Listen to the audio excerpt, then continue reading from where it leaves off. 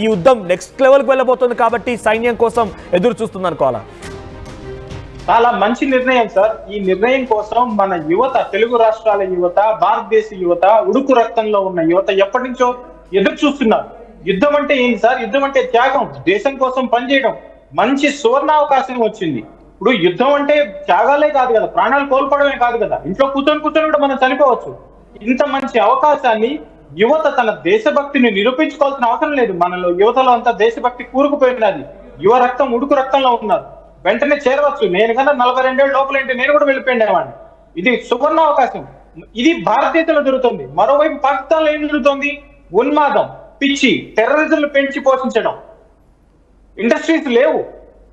ఇంత మంచి నిర్ణయం తీసుకుంది. మనం అగ్నివీర్ నిర్ణయం కూడా అదే. ఈరోజు టెరిటోరియల్ మనం గ్రాడ్యువల్ గా 2014 తర్వాత మన ఆలోచనలో సమూలంగా మార్పు వచ్చింది.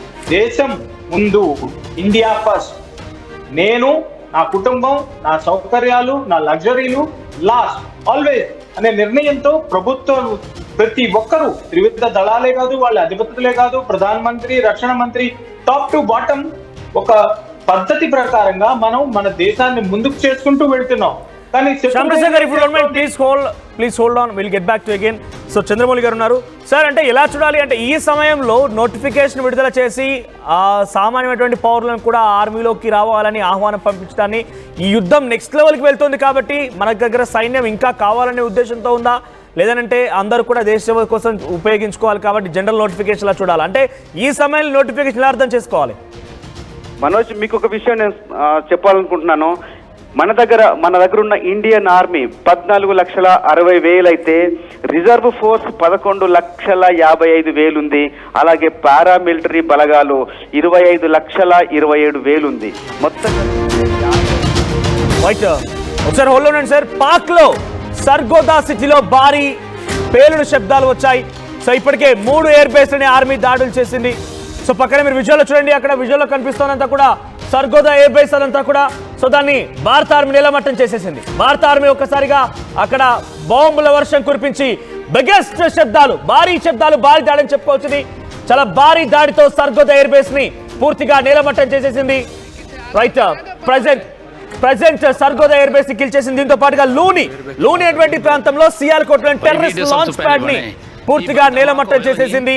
సో ఇప్పటికీ సుమారుగా రహిమియార్ ఖాన్ ఎయిర్ బేస్ ని, తర్వాత నూరిఖాన్, రఫీకు, మురీద్, ఆ తర్వాత సర్గోదా, సుమారుగా 6 ఎయిర్ బేస్ నీలమట్టం చేసేసింది. ఎస్ చంద్రమౌళి గారు, సార్ ఎలా చూడాలంటే ఈ టైంలో నోటిఫికేషన్ మీరు అంటున్నట్టుగా చాలా ఎఫిషియెంట్ ఆర్మీ, ప్రొఫెషనల్ ఆర్మీ ఉంది మనకి. ప్రపంచ దేశాల్లోకెల్లా 4వ స్థానంలో ఉన్నాం ఆర్మీ స్ట్రెంగ్త్లో కానివ్వండి, ప్రొఫెషనలిజంలో కానివ్వండి.